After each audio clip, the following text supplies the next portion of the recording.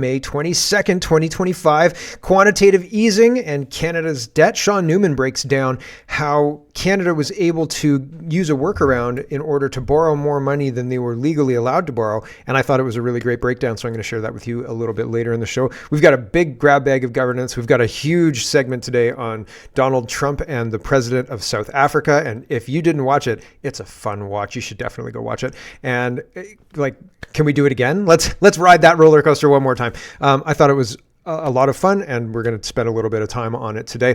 Update on the Bingo, Bango, Bongo story from yesterday. We'll start there. I hate making mistakes, and they don't say Autobahn at the end, apparently. And it was in Fallout 4, a recent Fallout game, but Fallout 4 came out in 2015, and I have a hard time believing that the 2015 Fallout game influenced the news reporter to say Bingo, Bango, Bongo.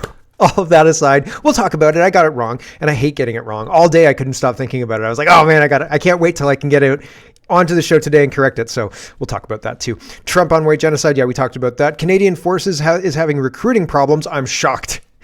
Maybe if you weren't a woke dumpster fire, people would want to join your military thing. I don't know. Tommy Robinson is not going to be allowed to leave prison. Why? Because the UK authorities have charged him with more crimes while he was in prison. In solitary confinement, he committed more crimes. That Tommy Robinson guy, he's so bad. Canada Post strike update. I've got that for you from a postal worker. And Carney's mandate letter. He offered one mandate letter to all of his ministers, and it's full of winks and nods, and you should, we're going to do X, Y, Z, and it sounds globalist to me. So, and purpose and force is talked about in there as well. We should be purposeful and forceful and blah, blah, blah, blah, blah. And I feel like that's going to translate to all of their globalist agenda and nothing for the Canadian people. But they'll say, we're working for you, Canadian people, just like the UK people are saying, we're going to stop all of this invasion and all of that. And they don't, right? And same thing happening in Canada. So there's lots to get to. Let's get to it. First, the Bingo, Bango, Bongo story. Yesterday, underwater knife fighter and a whole bunch of other people too said, hey, that song is in Fallout 4. And I was like, what? I had no idea it was in Fallout 4. So perhaps it is more out there than I thought. And then somebody said, also, I checked the lyrics and it doesn't say Autobahn at the end. It says Atom Bomb. So it's interesting. Is Atom Bomb better?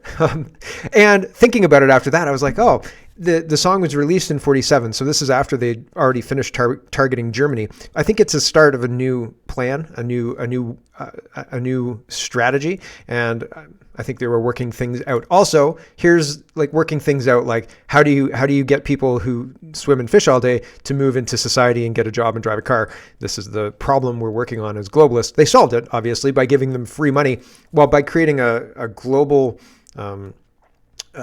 super rich class that was a globalist or was a global thing. Everybody knew what Coca-Cola was. Everybody knew what Queen was. Everybody knew who Michael Jackson was, right? So they created this thing and then sold this way of life in order to make it a draw. So everybody wants to do that. And then now they can move people around. Anyway, that's just speculation. I don't know. It could just be a song. People said, dude, it's just a song. Could be. But sometimes people mishear lyrics. Here's a misheard lyric. Well, this is on Dude, I Kiss the Sky. Or Wait While I Kiss This Guy. It's a Purple Haze, right? Excuse Me While I Kiss This Guy.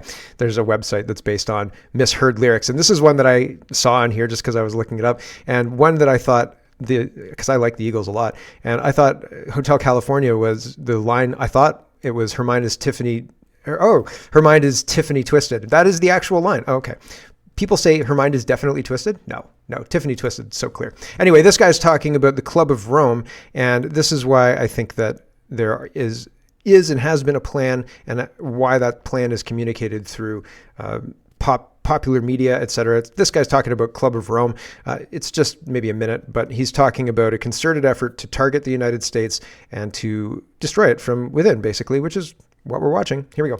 No doubt you'll be able to you will see in there that he said the world is grossly overpopulated and we have to get rid of at least half of the world's population, and it doesn't matter how we do it. So the Club of Rome was instituted and organized to start an attack on the world's population using the United States as the whipping boy. And they came up with a paper called the Zero Growth Post-Industrial Plan for Industry and Agriculture for the United States of America. 3 days after that plan was accepted as official United States policy, by James Earl Carter, I was able to, through my intelligence people, get a copy of this insidious document. Basically what it said was that the middle class in the United States of America had to be destroyed, because in the coming push to a world order, the middle class would be the stumbling block, because history had shown that the peasant class in ancient days, when they had revolted, were just easily crushed. There was no resistance. But now had grown a new super class of people in the United States called the middle class, who had long-term employment, who had job security, who were well paid, who could afford to buy the products that were made by the United States and didn't need to buy products from China or anywhere else. And the Club of Rome post-industrial zero-growth paper said this has got to stop. And so that's what we're watching now. And I think that they're adjusted, they've changed their strategy, adjusted their strategy, and they've created a situation where they're trying to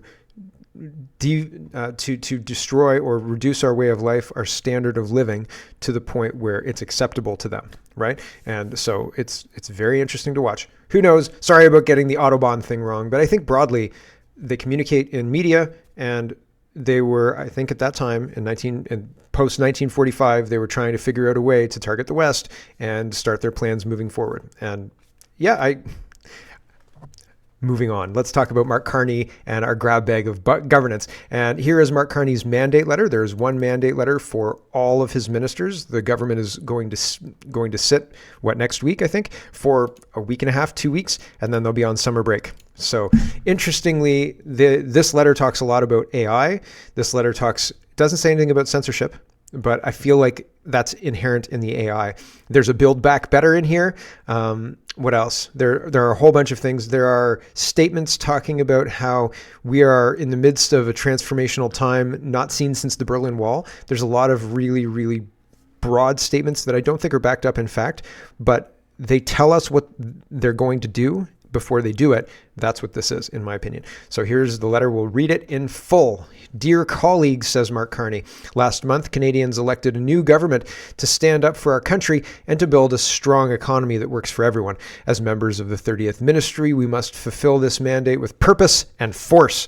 We must meet a series of unprecedented challenges. I think the unprecedented challenges were created by Mark Carney's advice and through Trudeau's legislation, through Trudeau's policies themselves. And Carney's going to continue all of those policies because it was his advice that created these challenges in the first place. Anyway, unprecedented challenges with both a disciplined focus on core priorities and new approaches to governing. Oh, I can't wait.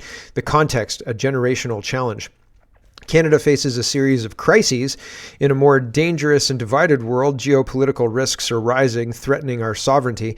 The global trading system, which has helped power Canada's prosperity for decades, is undergoing the biggest transformations since the fall of the Berlin Wall. At home, our long-standing weak productivity is straining government finances, making life less affordable for Canadian families and threatening to undermine sustainability of vital social programs on which Canadians rely. The new federal government has an immense responsibility to address these challenges head-on with focused determination and fundamentally different approaches to governing. We must redefine Canada's international, commercial, and security relationships. In the process, we need to develop a defense industrial policy that secures Canada, fulfills our responsibilities to our allies, and helps build our economy. Canada must build an enormous amount of new infrastructure at speeds not seen in generations. This includes the infrastructure to diversify our trading relationships, to become an energy superpower in both clean and conventional energies, to restore affordability to housing, and to secure our borders and our communities. The combination of the scale of this infrastructure build and the transformative nature of artificial intelligence seems like shoehorned in there. Artificial intelligence? Where'd you come from? We weren't talking about that. We were talking about being an energy superpower. Okay, artificial intelligence will create opportunities for millions of Canadians to find new rewarding careers, provided that they have timely access to education and training they need to develop the necessary skills. Government itself must become much more productive by deploying AI at scale. Oh, that's how we fix our productivity problems. We deploy AI. AI at scale is censorship. AI at scale. You tell the AI you have to declare your pronouns before you can move on, and the AI says, "What are your pronouns?" And you say, "What?" Next question, and it says, "What are your pronouns?" And you say, I'm not gonna play this stupid game," and you walk away, and then you don't get your driver's license because you can't get past the "What are your pronouns?" because you refuse to play, right? Like, AI is censorship. Anyway, government must be much more productive by deploying AI at scale, by focusing on results over spending, and by using scarce tax dollars to catalyze multiples of private investment. Okay, our priorities. A list from 1 to 7. We will focus on 7 priorities. 1, establishing a new economic and security relationship with the United States and strengthening our collaboration with reliable trading partners and allies around the world. Building one Canadian economy by removing barriers to interprovincial trade and identifying and expediting nation-building projects that will connect and transform our country. 3, bringing down costs for Canadians and helping them to get ahead. 4, making housing more affordable by unleashing the power of public-private cooperation, catalyzing modern housing industry and creating new careers in the skilled trades. 5, protecting Canadian sovereignty and keeping Canadians safe by strengthening Canadian armed forces, securing our borders, and reinforcing law enforcement. 6, attracting the best talent in the world to help build our economy while returning our overall immigration rates to sustainable levels. I don't believe any of these things. 7, spending less on government operations so Canadians can invest more in the people and businesses that will build the strongest economy in the G7. We're not even close to the strongest economy in the G7. We're way down at the bottom for a whole bunch of the metrics that they measure. Working together, this is the last part. We must deliver for Canadians as a team committed to real cabinet government. The attainment of these objectives will require collaboration and coordination within Cabinet. I expect each Cabinet committee, led by the Chair, to drive and monitor our progress with oversight from the Priorities, Planning and Strategy Committee and direction from the full Cabinet. While fulfilling your core responsibilities as a member of the Ministry, you should identify how specifically you can contribute to these missions. You will be expected to and empowered to lead and to bring new ideas, clear focus, and decisive action to your work. Over the coming weeks, I will look to each of you to identify the key goals and measures of success on which to evaluate the results you will achieve for Canadians as a member of the Ministry. We will work together with parliamentarians and the public service. We will work in true partnership with provinces, territories, and Indigenous peoples. We will bring together labor, businesses, and civil society to build a Canada worthy of our children and grandchildren. In addressing the tasks before us, we must remain true to Canadian values. Canada is a dynamic country that celebrates our diversity, cares for the most vulnerable among us, and strives for a better future for all. The new federal government will continue the vital work of advancing reconciliation with Indigenous peoples. We will fight climate change. We will uphold the rule of law, protect our democratic institutions, and reinforce the unity of our country. Canada's challenges are not small, but we can more than meet them with vigor and constructive approach. That's how Canadians have built the best country in the world, and this is how we will build it to be even better in partnership. Mark Carney. So a whole bunch of these things are kind of muddy. Again, he doesn't talk about censorship per se, but the way they deploy AI in China is to monitor their 15-minute cities. And having a 15-minute city means you can control where people go, and you know how often people go to certain places because you have a certain amount of times you can leave your zone for other zones, for hockey games and things like that. But it's a control grid, right? And they use AI to control it already in China. And leaning into AI, I think it's a big mistake. And we're watching it happen with promises of productivity and riches. And that's false.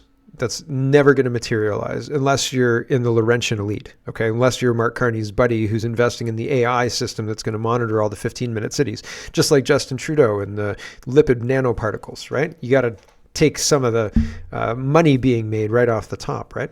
Here's Bradshaw. She's responding to Mark Carney's mandate letter, and she says, Mark Carney's mandate letter, Canada is facing so many crises we haven't seen since the Berlin Wall. Canada has a weak economy, and still Carney won't work through the summer and produce a budget for Canadians, but we'll make a plan for Ukraine, right? Yep. Super, super good, right? These people are working for Ukraine unendingly. Well, not through the summer, but they don't work for us through the summer either. Sister Catherine says, Carney said it was a good idea to have more military protections for Canadians, given the, quote, real threats coming from North Korea, Russia, China, and even outer space in the, quote, not too distant future. Carney says Canada is in talks about Trump's Golden Dome and releases a mandate letter for all ministers. So again, somebody was saying it hasn't happened yet is a bad excuse for not getting prepared for the future. And I think they're messing with us. Like, I think there's a reason it hasn't happened yet. Either NORAD is good enough. And I mean, if you want to improve NORAD, fine, I guess. But again, how many times has NORAD been utilized? And the answer is 0, right? Like, so it's never been used as far as I understand it. Chinese balloons notwithstanding. And if you include the Chinese balloons, what a massive failure, right? Like, such a failure, and the drones, right? Such a failure. And the drones we found out were domestic anyway. Such a failure that I question the validity of the reports. So Sam Cooper's talking about Mark Carney, and Mark Carney says, after saying the old Mackenzie Gray says, after saying the old U.S.-Canada relationship is over and that Trump wants to break us so he can own us, I asked Prime Minister Carney why he's considering joining the U.S.'s Golden Dome. He said, we're in a position now where we cooperate when necessary, but not necessarily cooperate. So if there's a better option, we'll take that. So here is Mark Carney talking about that. Which is, we had for almost half a century, we as Canada, a relationship with the Americans which were a steady process of deepening integration. Deepening integration in economics. We went from free trade deal through to CUSMA, deepening integration in military aspects. And that process of deepening integration is over. We are in a position now where we cooperate when necessary, but not necessarily cooperate. So we have other options for that cooperation. We are pursuing those other options. You will see a very different set of partnerships, security and economic, going forward. But to be absolutely clear, when it is in Canada's interest, first best interest, to cooperate with the Americans, to strike deals with the Americans, relationships, and particularly in examples like ballistic missile defense, that may be the best option. And if so, we will pursue that. Yep. So there you go. He's getting on board. And Mark Patron says, we're pursuing closer ties to the United States to show the Americans we don't need them. That's what I heard. And here is a reporter asking Mark Carney basically the same thing. This is a much longer answer, and this answer has been cut up. So we've just heard part of this answer, but this is a longer version. And I think it's worthwhile listening to the question and part of the answer. So here we go. During the election, you were Republicans saying that the old relationship that Canada has with the U.S. is over. You said that Donald Trump is trying to break us so he can own us. But now, just a couple weeks after the election, there's conversations, at least, about further integrating the Canadian military with the U.S. about the Golden Dome. What do you say to Canadians who voted for you based on your elbows and mentality with the Americans? Well, first, one of the reasons why we're having more constructive discussions with the Americans is because we are demonstrating our ability that we have choices. We have choices economically. The us have come back, have you noticed? We have choices with respect to our defense. I'll give you several examples to back that up. Maybe I'll step away from the economics. Mr. Gray, you've probably heard enough of me on that, so I will talk about defense for a moment. With respect to the F-35, it was raised a moment ago. We have alternatives for the F-35 for the back end of that. European alternatives that we could pursue. We have to weigh them in the best interests of Canada. That's how we will evaluate it. With respect to broader defense, whether it's air, sea, land, cyber, we have other partnerships that we can strike. And one of the things, as you will have heard, but I'll repeat, that we have been discussing with our European partners is becoming a full partner of Rearm Europe, Safe Europe, different acronyms for a major. Do you want to be part of Europe's army? Do you want to be part of Rearm Europe? Do you want to be drafted by the EU? No thanks.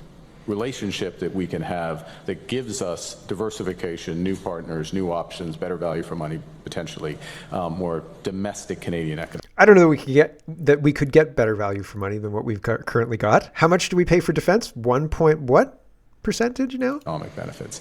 So all of that exists in parallel to potential opportunities with the U.S. And the way I would characterize the change in the relationship, and I stood in this room and made those comments the first time, and I'm very clear, and I absolutely repeat them today, which is we had for almost half a century, we as Canada, a relationship with the Americans which were a steady process of deepening integration. Deepening integration in economics. We went from free trade deal through to CUSMA, deepening integration in military aspects. And that process of deepening integration is over. We are in a position now where we cooperate when necessary, but not necessarily cooperate. Okay, so you see the cutting, So we have cutting it up. I don't know. I don't know how well this is going to play, and deepening ties with Europe may sound good on paper, but I don't think that in practical, playing it out practically, I don't think it's going to work as well or as cleanly as anybody's selling it to us. Here's Tracy, and she says a backbencher makes $211,000 a year, minister makes $311,000 a year, secretary of state makes $284,000 a year, prime minister makes $419,000 a year, and this is their 2025 work calendar. You're simply not angry enough yet. I don't know about being angry. I'm frustrated that the entire government is illegitimate. I'm angry about the rigged elections. But yeah, they're not working very much at all. But that just means they can't pass things, hopefully, that will do damage to freedom of speech, freedom of everything, 15-minute cities, et cetera, central bank digital currencies. They have control of the money. They're sending it out of the country to foreign wars and things like that. The more they work in the legislative branch, like the more they work in the House of Commons, the more concerned I get that they're going to pass laws that criminalize everyday people and people who don't get on board with their rainbow communist agenda. And I'm not even being funny. Like I genuinely have concerns about them getting back in the House of Commons and getting anything done. Because if they do get anything done, I strongly believe they're going to try to pass censorship laws. They're going to do it with AI. They're going to sell it as for your safety, comrade. What about the children? Pearl clutching, the whole deal. And people are going to go for it. Or, I mean, we're going to be told that, you know, most Canadians support this and they'll force it through. And then, like, once you lose the game, they start a new game and you can lose that game too. And it doesn't get better, right? Like, and then when you're in the new game, free speech isn't even on the table. So it's stacked before you even start. Here's the opposition leader. He's promising a vigorous opposition. And I think to myself, people are saying in my comments and all over Twitter, I can't even really care about politics anymore because it all just seems so fake and ridiculous. And I can't agree with you more, right? Like, the only reason that I'm interested in really doing what I'm doing is pointing out how fake and ridiculous this whole thing is. I think the government is completely illegitimate and everybody's playing this role, all of their roles dutifully, like they're actors, and like if they don't play the role, they're not going to get paid. And I mean, all of that may be true, but it just feels like kabuki theater. It feels like shadowboxing. It doesn't feel real. Pierre Poilievre says, our leadership team and shadow cabinet will work to make Canada a self-reliant country where hard work gets you an affordable house on a safe street protected by strong borders and a proud flag. Bring it home? There was no bring it home there, but I mean, it sounds the same, right? Here's his letter. I'm not going to read it. It's long. It's longer than... It's all the appointments for shadow minister and all the rest. So you can check that out if you're interested. There's all sorts of stuff in there and apologies that I did not read it, but it's one of those things where I look at this and it's empty. It feels empty. I don't feel like going through this and telling you who the shadow minister for health is going to benefit you. I just don't feel like that is the case. And I really don't feel like the Conservatives are going to be effective when the Liberals recount themselves to a majority and the Conservatives haven't said one word about the rigged election. And the Senators haven't said one word about the rigged election. Nobody said one word about the rigged election. Nobody's going to say one word about the rigged election. And we're supposed to take this like it's above board and like, yeah, the Conservatives will get them next time. It's bullshit. It's nonsense. And I'm not going to play the game. So apologies. The link is in the description if you want to read Poilievre's letter. Vesper says, the RCMP's National After Action Review stated that the Freedom Convoy response was largely politicized.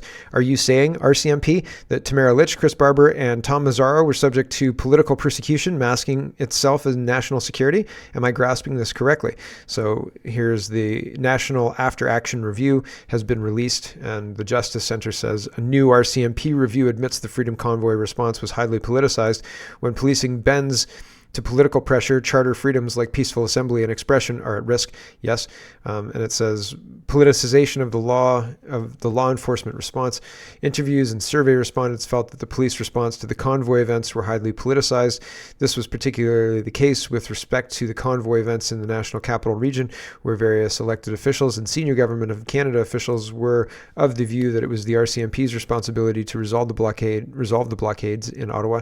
The RCMP in the National Capital Region carried out federal policing activities, which include but is not limited to protective policing and national security investigations. As the police of jurisdiction in Ottawa, Ottawa Police Service has the primary responsibility to manage the policing response to all demonstration activity. The RCMP can provide support to Ottawa Police Service when assistance is requested. However, the RCMP cannot assume command and control of the police response to demonstration activity, as some officials suggested during the convoy event. The act of participating in a demonstration is not itself a form of ideologically motivated violent extremism activity, regardless of the demonstrators' belief, opinions, and/or ideologies. When there is a suspected threat to national security, the RCMP can assume a lead investigation role under the federal policing mandate. However, the criminal investigation remains separate from the police investigation to the police response to manage the demonstration activity taking place within a police of jurisdiction's area of responsibility. So, very interesting. I don't know what it means, and I don't know if anything will come of it, but it's interesting. These reports are being put out. Here's Sam Cooper talking about the same thing. He says Canada's Missing Intelligence Command convoy review takes on new relevance after FBI warnings. So this is at the Bureau, and it's just kind of tangentially related to this kind of stuff. So extra reading if you're interested. Again, links in the description. We've got lots more show to come, so I can't go off on these tangents today. But it's interesting, right? I've got an ostrich update for you too. Viva Fry says, for anyone who doesn't know, the Canadian Food Inspection Agency won in court, and their orders to cull, i.e. slaughter, 400 healthy and beautiful ostriches has been affirmed. They now have authorization to murder nearly 400 healthy ostriches at Ostrich Farm, BC, some of which have been in the family for over 3 decades because of unsubstantiated fears of avian flu, and now they're protecting their tweets because they're so proud of themselves. Share this far and wide, make some peaceful noise. So Viva Fry shows that the Canadian Food Inspection Agency has protected their tweets. So has the guy who's in charge of it, and I can't remember his name, but he's a real piece of work as well. And so I don't know how you protect yourself from this kind of stuff, right? You don't let them test your birds. I honestly, genuinely don't know. Here is Dran. She's reporting on this. She says authorities have arrived at Universal Ostrich Farms. I believe they're casing out the place before the CFIA's hitmen come in for the kill. Background and updates on Canada's plans to cull 400 healthy research birds. So yeah, pretty wild stuff. It's a 10-minute report. And I think that she talks to RCMP in it, but I can't find the timestamp right now, so apologies about that. Here is an update on the Canadian letter carriers, and Eva Chipik says, update from a letter carrier, and it says, Hiya, letter carrier with Canada Post here. Our union has done us a massive disservice with their demands and absolute lack of negotiating. They've stuck to their insane demands, 24% wage increase, 10 additional sick days, full IVF coverage, as well as full coverage for gender-affirming care. I voted no for the first strike vote. They're not allowing a secondary vote. I hear they hired lawyers to find a loophole to keep the yes vote that came out in September. As far as I understand, after X amount of time, the strike vote expires and they're required to do an updated one. So yeah, very interesting. I wonder if there was a strike vote for this one, or if they're using the same September strike vote from 8 months ago? That's a long time. That's underhanded, man. Maclean's magazine is reporting Canadian soldiers are old, tired, and too few in number. Why we need a new and bold national service plan to create an army of fit young warriors, and how to make teens join the military. And somebody said, stop being retarded and woke.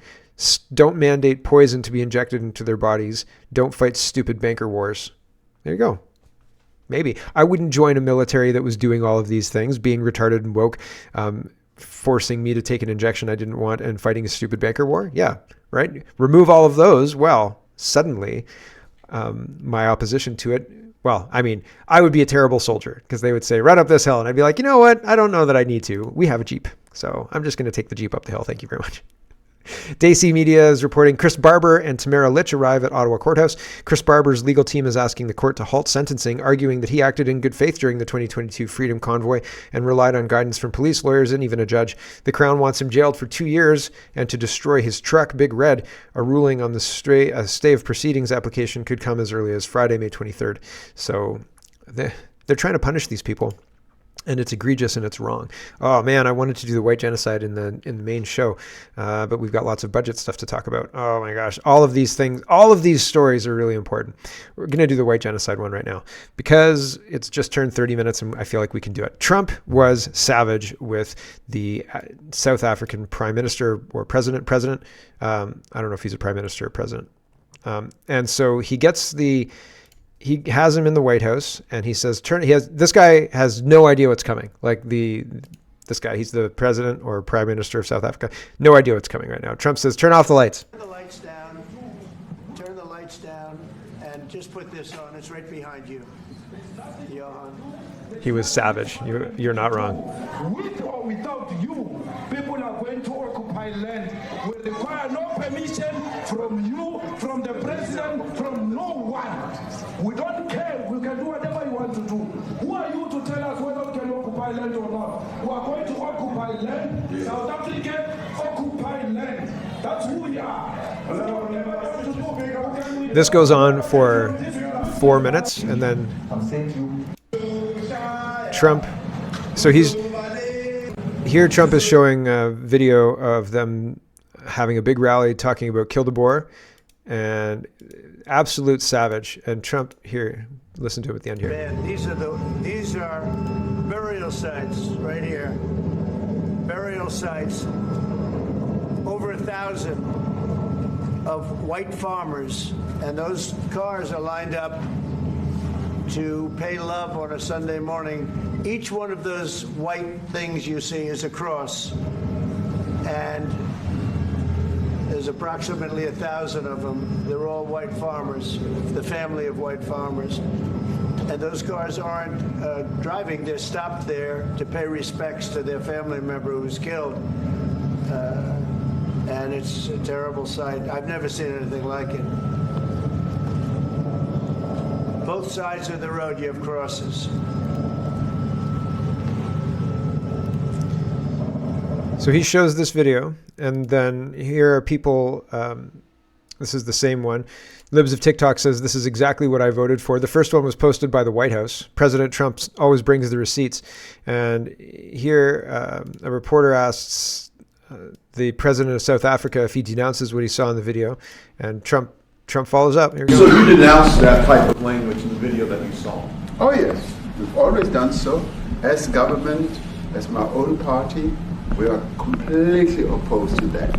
We, in 1955, adopted a document which said South Africa belongs to all who live in it. But why wouldn't you arrest that man? That man said, kill the white farmers, kill the white farmers. And then he danced, and he's dancing, and it's kill the white farmers. I'm not sure, but I think if somebody got up in Parliament and started saying kill a certain group of people, he would be arrested very quickly.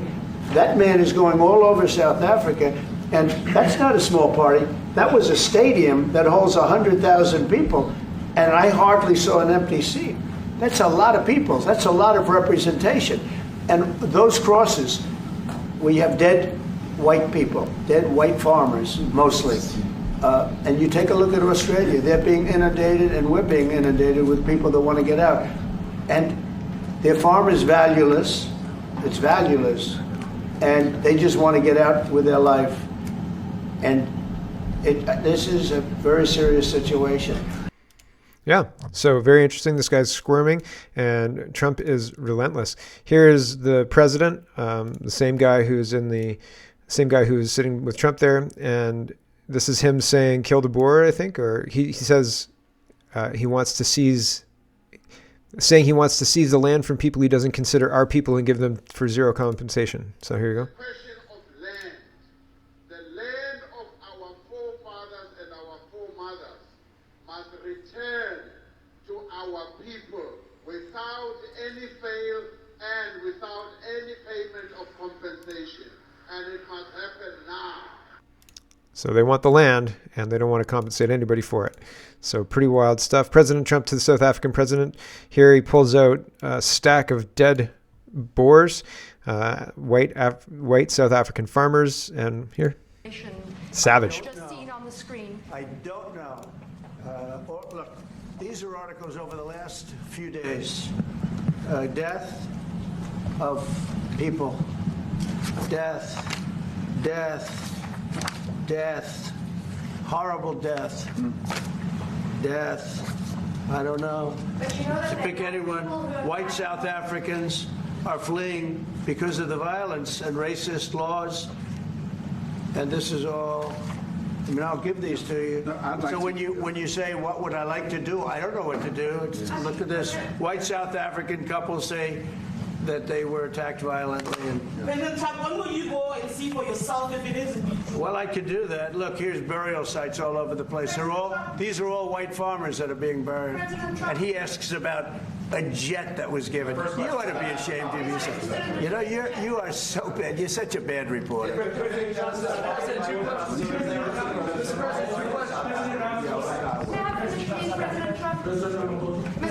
This is one after another. This family was wiped out. I'm just looking. Can we get a report from President Trump? Give us your reaction to those videos, Mr. President Trump. Well, I think the videos are so. No. When you look at the videos, I mean, how does it get worse? And these are people that are officials, and they're saying that kill the white farmer and take their land. That's what. And I have other friends in South Africa. I have people that left. One in particular that says you can't go there. He said they want to take your land. They take your land and they kill you. They take your land and they kill you. I've seen the title of today's show was almost "We Are All Rhodesians Now in Global Zimbabwe," and that's what they're trying to do. That's what they're trying to do. Here's Nick. He says, President Trump to South African president, death, death, death. And yeah, that's the same clip I just showed you. Elon Musk is giving the South African president a look, and Defiant Alice says Elon Musk is either thinking about Mars, thinking about Grok, thinking about fighting president of South Africa. I can't pronounce his name, apologies, but here's Elon Musk and he's staring at him. Tremendous complaints about Africa, about other countries too, from people.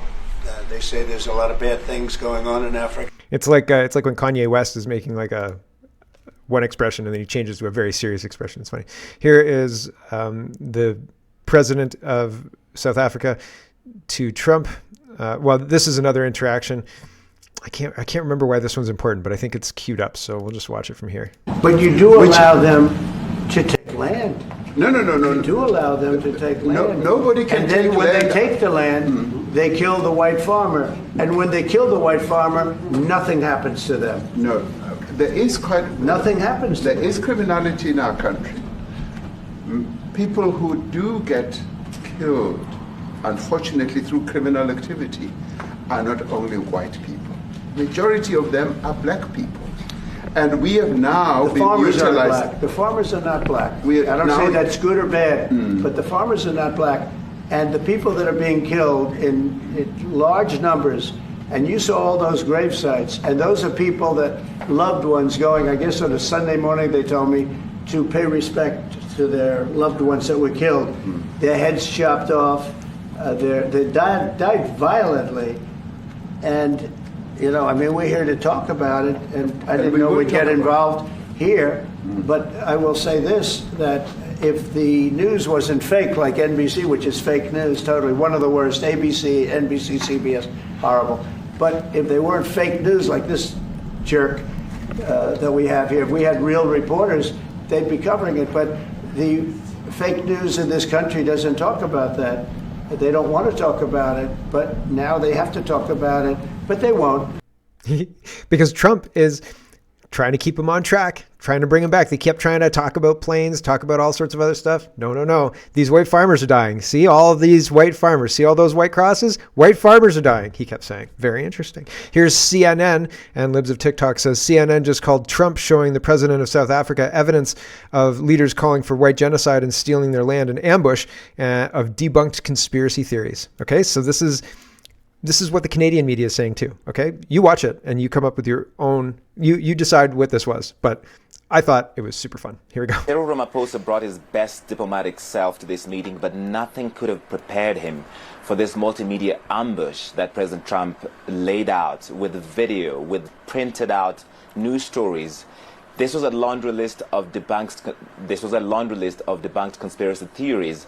Some South Africans are telling me this is AfriForum propaganda. AfriForum is a white Afrikaner lobby group that's considered a white nationalist organization by the Southern Poverty Law Center. Everything, almost everything that President Trump said in the Oval Office is not true, was inaccurate. Says CNN. So who do you believe, President Trump or CNN? I believe President Trump. The Globe and Mail says Trump confronts South Africa's president with baseless claims about the killing of white farmers. And Sheila from the Rebel says Trump showed a video of calls to genocide white South Africans. Media, baseless claims, right? We watched it. Here is the Globe and Mail. Trump, the same thing. Ryan says, holy cow, our media is actually covering up what's going on in South Africa. Yeah. You know they're covering up what's going on in Canada too, right? Holy smoke.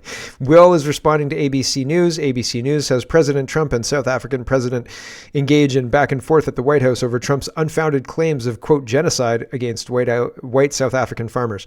And Will says everyone claiming white genocide isn't happening in South Africa is making that claim for one reason only. They want to do to you in all the torturous ways what they are doing to the whites in South Africa as they attempt to impose global Zimbabwe. We're all Rhodesians now. Yeah. So that was gonna be the title of today's show. But I thought, I don't know, man, that's gonna get some censorship hackles up, I'm sure. Man, do we have time for the budget? I've got to say goodbye to the stream. Thanks for watching, everybody. We're gonna talk about the budget and there's some other stuff, false flags and so on and so forth. Lots of other news. Thanks for watching and we'll catch you tomorrow. And for everybody else, we'll carry on. Hello everyone, thanks very much for watching. This is just a short version of a longer show. If you'd like to get the whole show, you can go over to CanadaPoly.com and sign up for a subscription. Just look in the drop-down tab for Shop and Donate and look for subscriptions and you'll get immediate access to the full show. Love to see you. Thanks for watching everybody. Have a wonderful, wonderful